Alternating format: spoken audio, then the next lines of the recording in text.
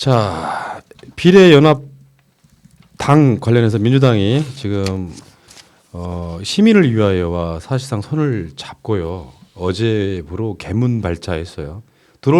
들어오는 정당들은 막지 않겠다 했지만 지금 선별하는 분위기가 분명히 있고, 그래 당명이 확정됐다고 그러죠. 더불어시민당이라고.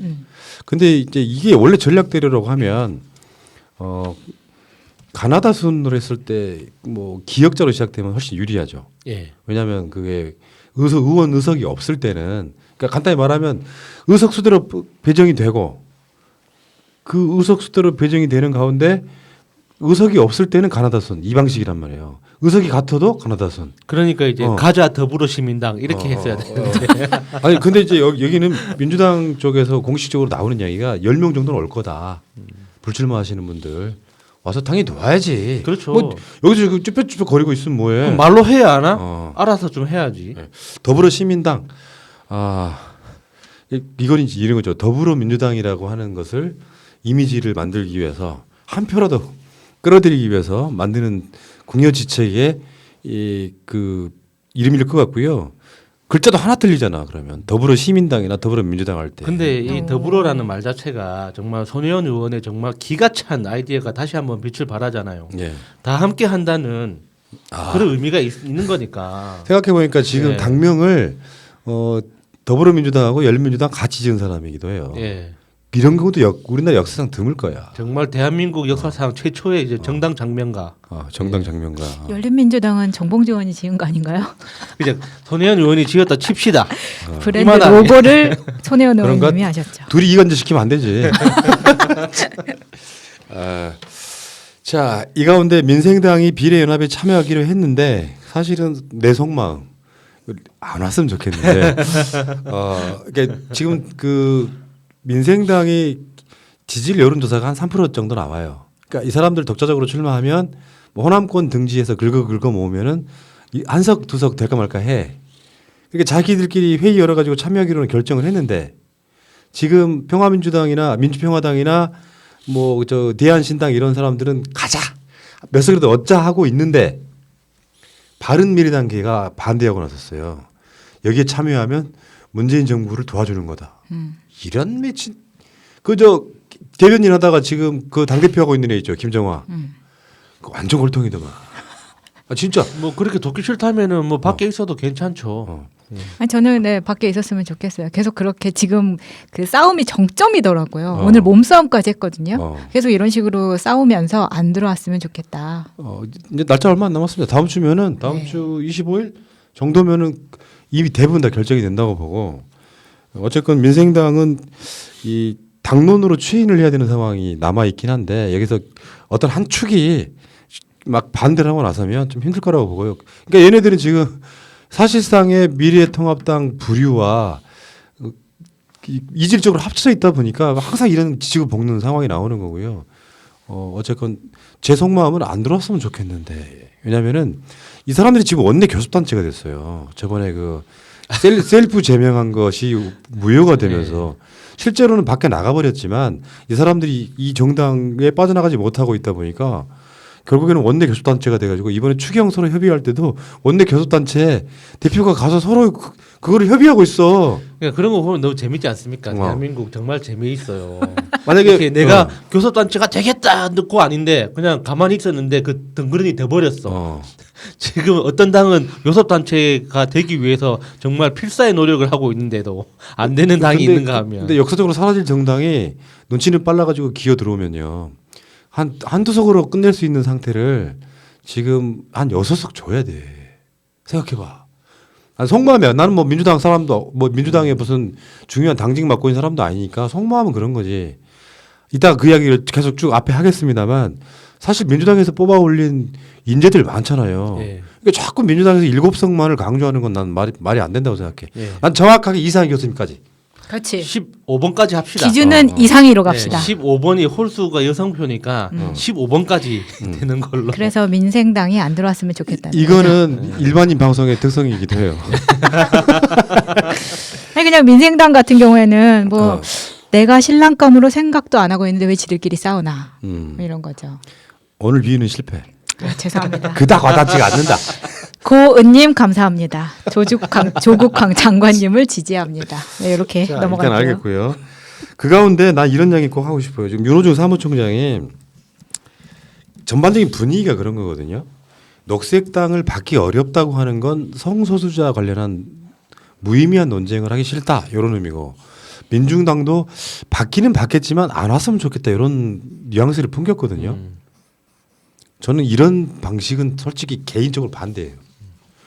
그러니까 이게 예를 들면 민주당에 표를 줄 사람들이 성소수자 문제에 대해서 전향적인 사람들 이 사람들이 일부 들어와 있다고 해서 그 표를 안 줄 거라고 저는 생각하지 않아요. 오히려 민주 진보 진영을 다 아우르는 형태로 갖고 갔으면 좋겠다 생각이 들고 민중당 같은 경우도요. 박근혜 때 물론 이석기 의원 등의 무슨 종북 논란이 있긴 하지만 안으로 들어가 보면 그게 되게 억울한 지점이 많은 같이 연대해서 싸웠던 사람들을 그런 식으로 이렇게 밖에 세워놓는 방식은 저는 아니라고 생각해요.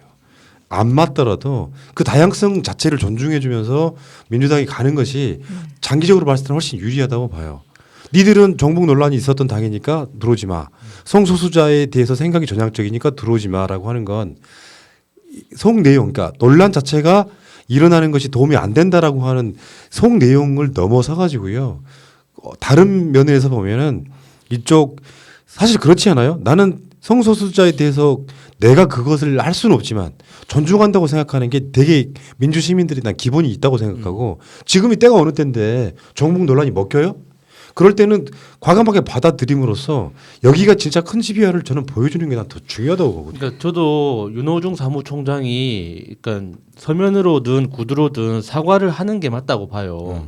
그러니까 일단 지금 국정을 책임지고 있는 여당으로서 그 다양성에 대해서 굉장히 가볍게 표현하고 넘어갔는데 그 표현 자체가 이제 그 소수자인 당사자들한테는 목숨과 같은 거거든요.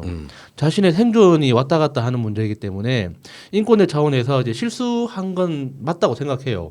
그래서 사과할 필요가 있다고 생각하는데 저는 그거와 그 반대 측면에 있는 녹색당을 비롯한 어떤 소수자의 인권을 주장하는 원외 정당들 있잖아요. 예. 그분들한테 저는 부탁하고 싶은 게 있어요. 그러니까 싸울 때 싸우더라도 경기장에 들어와서 싸우자는 거예요. 지금까지 이제 민주노총을 비롯한 이렇게 여러 투쟁을 오랫동안 해오시는 분들이 겪는 가장 결정적인 오류가 경기장 입구에서 싸워가지고 그치, 차단을 그치. 당하는 거예요. 그렇지. 그래서 저는 이번에 윤호중 사무총장이 이게 발언 중에 실수를 하긴 했는데 그걸 확대시켜 가지고 자기의 이익으로 가져가려고 하면 결국에는 경기장 입구에서 또 차단당합니다. 예. 그러니까 지금 당장은 억울하고 괴롭고 그러니까 좀 힘들겠지만 참고 견뎌서 꾹 참았다가 경기장 들어가서 그 안에서 터트려 가지고 폭발력 있게 싸웠으면 좋겠어요. 그러니까 성소수자 논쟁 같은 거는 선거에 들어가면 논쟁거리도 안 돼요. 평상시 때 무슨 퀴어 축제 같은 거 하면 그게 전국적 이슈가 됩니까? 그러니까 최소한 깨어있는 시민이라고 하면은 내가 그렇게 되지는 않아도 존중한다 정도의 마인드 갖고 있단 말이야. 그러니까 요거를 미리 막 서로가 스스로가 셀프로 어떤 그 뭐랄까 검증이랄까 자기 검열을 하면서 그렇게까지 그 자체가 논쟁이 되는 게 나 웃기다고 생각하는 거예요. 그중 많은 정당 중에 성소수자라든지 뭐 종북 관련한 상대방이 나쁜 의도가 없다는 걸 알면서도 논쟁이 되는 게 싫어하는 식으로 배척하는 건 민주당이 지금 취할 때는 아니라고 생각해서 제 생각을 말씀드리는 거고요. 요것 때문에 뭐 이게 어떤 그 비례연합정당이 무슨 큰 스크래치가 난다 이런 표현보다는 의견을 말씀드리고 싶은 거예요. 그런 식으로 배척하고 혐오하고 하는 것들이 지금까지 문제였다면 새 시대로 나아가려고 하면 그런 것들도 과감하게 인정하고 가는 게 우리가 취해야 될 요소 중에 하나라고 생각하는 거거든요. 근데 그 지점은 제가 그렇게 말씀드리고요. 이 어찌됐건 지금은 모르겠어요. 아마도 모르긴 해도 정치개혁연합 또 어떤 식으로든지 참여를 할 거라고 일단 보거든요. 날짜는 촉박해. 그러니까 민주당이 비례연합정당 그 시민을 위하여를 선택한 이유는 딱 하나예요. 명분상으로는 시간이 너무 촉박한데 중앙당까지 다 만들어져 가지고 이 플랫폼 정당으로서 후보만 얹으면 되는 상황. 그 상황이기 때문에 시민을 위하여 손 잡았다 보시면 되고 내부적으로 다른 쪽에서 나오는 여러 가지 궁시렁궁시렁은 사실 큰 의미는 없다고 봐요. 누가 주도했네, 미리 정해놨네 이런 식의 의미가 없다고 보고 시민을 위하여가 왜 그렇게 만들었어요?